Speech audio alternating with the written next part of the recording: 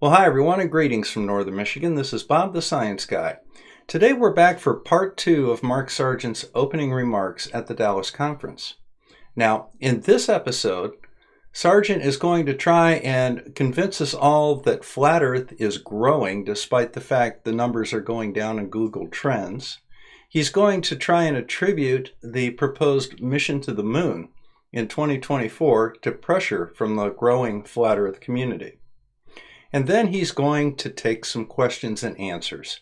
Now, the interesting thing about the questions and answers is, I think, according to rumors, Jimmy Kimmel had some trolls in the audience because a couple of the questions were just absolutely troll-worthy.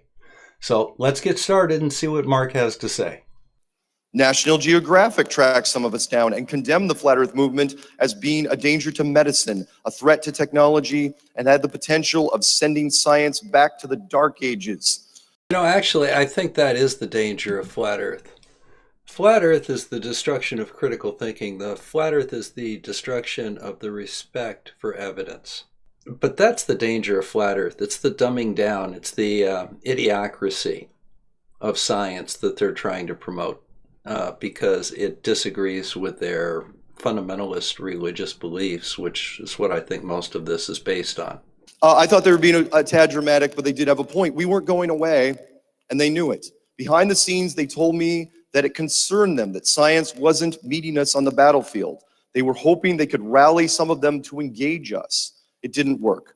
Science did everything they could to avoid the topic, to pretend that it wasn't there, and that people weren't listening. Shane Dawson, one of the largest channels on YouTube, made a single Flat Earth video in 2018, and it now has 32 million hits. Shane's demographic is under 20. What is science going to do to stop that? Nothing, because it's not a real topic, remember? It's nothing when Jaron and GLOBEBUSTERS and Karen B and FE Core convince people with long-distance laser tests, when Rob Skiba does weather balloon tests, when Jay Tolan Media does daytime infrared photography. Don't worry about it. Jaronism and his interesting laser discussion prove curvature. Jay Tolan Media, one, can't even properly identify landmarks from the air, much less make measurements. And, you know, Bob Skiba, you can see the Sears Tower or the Willis Tower from Indiana. It's not that big of a deal. You're supposed to be able to see it. Just look at the curve calculator. Yeah. Hell, you're supposed to be able to see the Willis Tower from Michigan at 180 feet of elevation at the Warren Dunes. It's normal. If you have a temperature inversion out, you just see more of it. But you can still see the top of it, and you can see the lights of Chicago from that location. Simply saying these names does not prove your case, Mark. It just really doesn't. There's a group called Globe Y who already finished a town-to-town tour in the UK, and 2019 right now, they are still on tour, touring every country in Europe.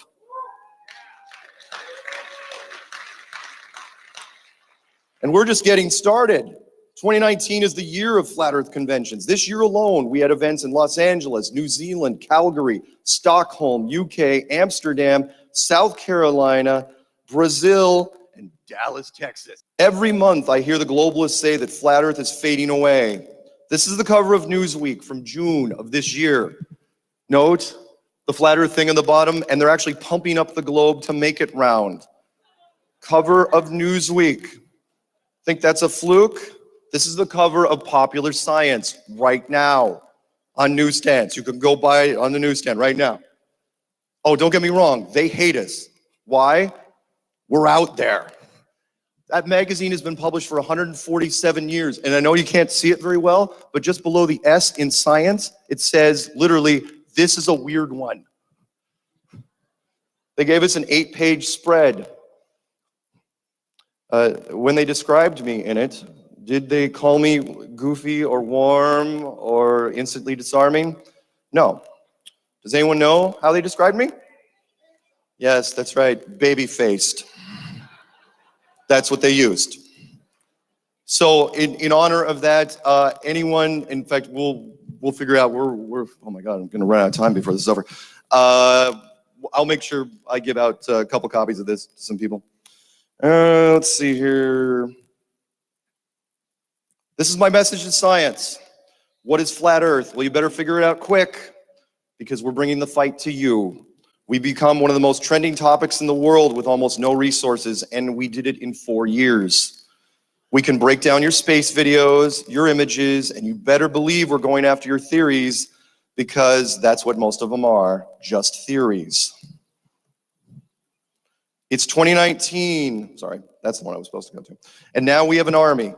Channel after channel rising to 6 figures on YouTube. Jeranism, Rob Skiba, Celebrate Truth, Controversy 7, Red Pill Philosophy, ODD Reality. And the 5-figure channels, I've literally lost count. Channels dedicated against NASA, channels dedicated to experiments, channels dedicated to debates against globalists, channels dedicated to activism. So many different facets, it feels more like a school than an invasion force. But doesn't that make sense? Because every great army has an academy behind it.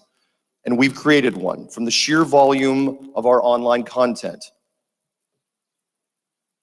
Make no mistake, Flat Earth University is very different from other universities based on scientism.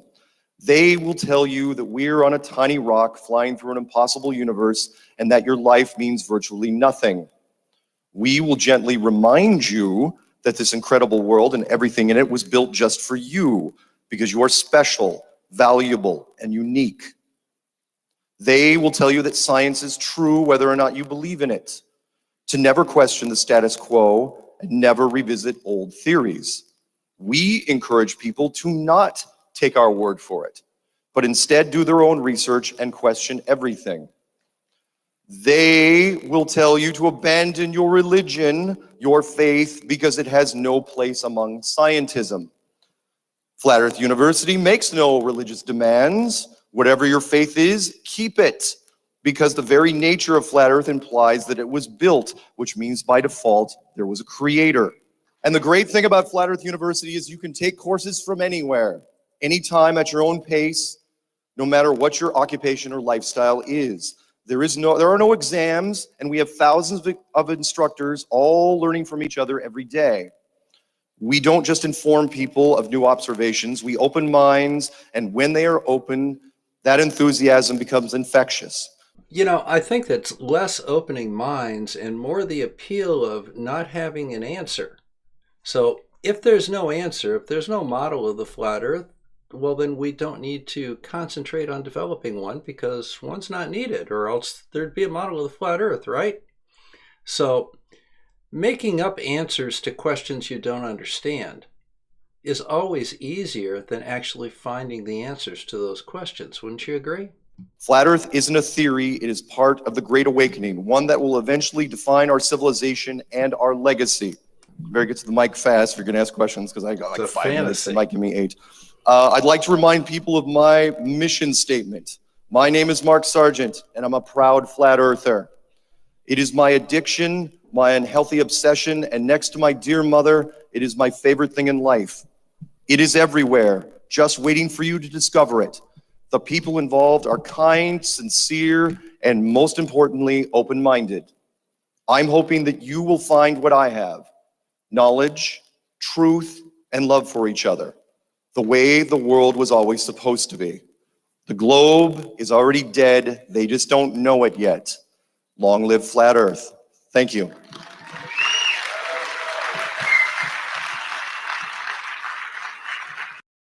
Well, guys, wasn't that special?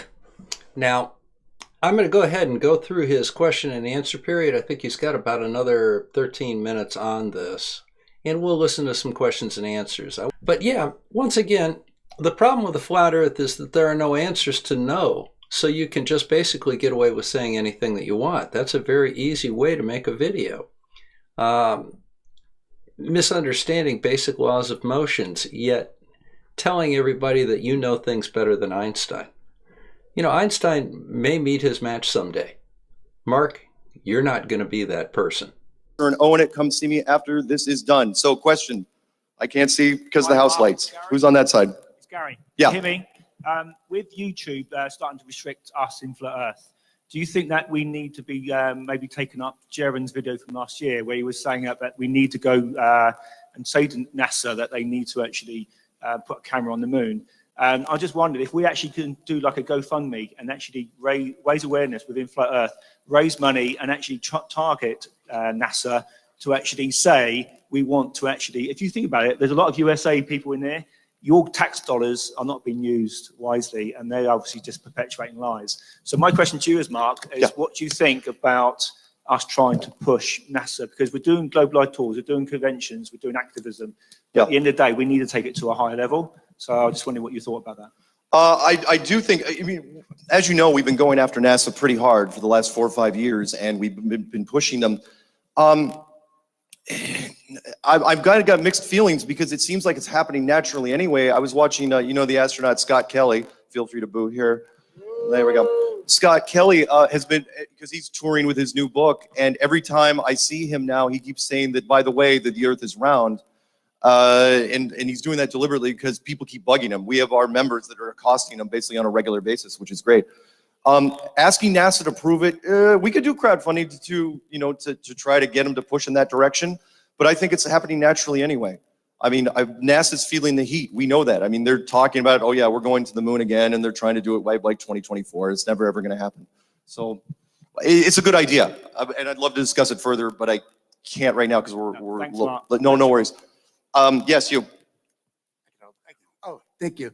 Hey, you know, you said we're in the, you mentioned the dark ages. I think we're in the Mark ages, the Mark Sargent ages. The Mark ages. Come on, give it up for Mark Sargent. No. Don't give me that much credit, but thank you for that. And thank you for confronting NASA, which everybody knows actually means not always telling truths. My question for you is, we all know for a fact that the Earth is flat, okay? Yeah. But is there a general consensus as to how thick it is? Because no. The reason being, like, if you got to dig a hole, like say I'm digging a hole because I got to bury a few dogs. Right. Am I just dropping a garbage bag of dogs into outer space? Like how far do I got to go down? How far can I go down? That is the weirdest series of questions I've received all year. I also wanted to say, oh my God, I didn't put that thing in the hillside, Google Flat Earth, but I did spray paint it on my mom's carport. Nice. Thank you for that. As far as the thickness goes, next question over here in just a second. As far as the thickness goes, when he says, oh, how thick is it? I don't know, even mainstream science. How deep is the deepest hole? 8 miles. There you go. It's like science can't go further than this. We don't have to either. There you go. And by the way, thank you for all knowing that. I love the fact that the Flat Earth community memorizes scientific factoids. Like it makes me smile at night. Yes. Hi, Mark. My name's Noah, and I'm kind of a newbie to this. This is my first convention. Yeah. So I'm just going to ask the first question that comes to my mind. Yeah.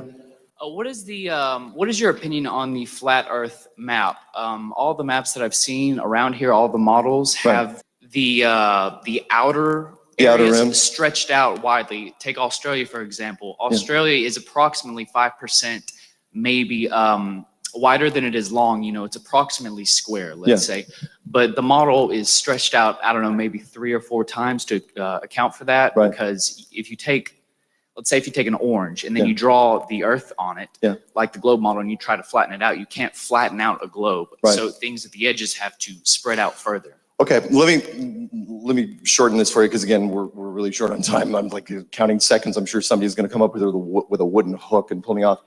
No, it's metal. Which is the what? It's metal. The hook is metal. Oh, the hook is metal. Thank you. That's awesome. When it comes to the map, it's a generality, and just about everybody in this room, all the hardcore members know that. When it comes to the map, I mean, that's part of the reason why we're here. We kind of try to break down the minutia. We don't have all the answers for the map. All we can do at the end of the day is agree that it's not a globe and go from there. I will try to talk with you and more people, because I get that question all the time. But as far as the map goes, it's more of a generality. I mean, it's our starting point, but it's definitely not our finishing point. Yes, you over here. Since we cannot unknow this once we know it, how can we enjoy a movie or read a book again without getting angry about everything? Yeah, I'm sorry about that. For those of you who are really big fans of Star Trek and Star Wars and Stargate and Battlestar Galactica and everything else, it is a little tough. I mean, I generally have to like click off to watch it and just pretend it's another dimension, because I'm sorry. There's not much I can do. When you get into this, your mind changes in multiple ways, And watching media is a little tougher. I don't watch nearly as many movies as I used to. Does that help? How many? I don't want to keep dragging. Mark, we got about 5 minutes. Okay, good. Hey, Mark. Yeah. Where do meteor showers come from? Like meteorites? Somebody's gonna have to translate that for me. Meteor showers. Okay. Meteor showers. I'll go with what I said ago. With Jonathan from Jersey said that it's just somebody like throwing rocks into an aquarium. Do I think they're real? Yeah, sure. Do I think it's part of the system? Yeah, sure. That's all I really got. I mean, it's just part of the grand system. I treat it almost no differently than the sun, moon, stars, and planets. Okay, so exactly, where do meteors come from? And what speeds them up within the atmosphere to the point that they glow and streak in the sky and then burn up? All right, if they come from within the atmosphere, they have to start off at a slower speed, obviously, and speed up to that, and then they burn up. So what accelerates them? Has anybody ever figured that out in Flat Earth? Anybody? Although it seems to be a little more mechanical. Find me a meteor strikes. Find me, there's 6 billion smartphones in the world. Find me a video of a meteor actually hitting something. I don't care if it's water or it's a sand bed or it's any. Find me a meteor hitting something. Somebody should have filmed this by now. And don't show me something going over the hill and a little flash. I want to actually see the damn thing. There was a meteor in Kansas City. It just happened. Did it just happen? Yeah. Yeah. Did anyone film it? Yeah. Did they? No. One question per guy here. Give him a card. Send him. Go ahead. Thank you. Over there. My question is with how they put everything in front of us in plain sight. Yeah. And hide it. Yeah. And never give us a straight answer. Right.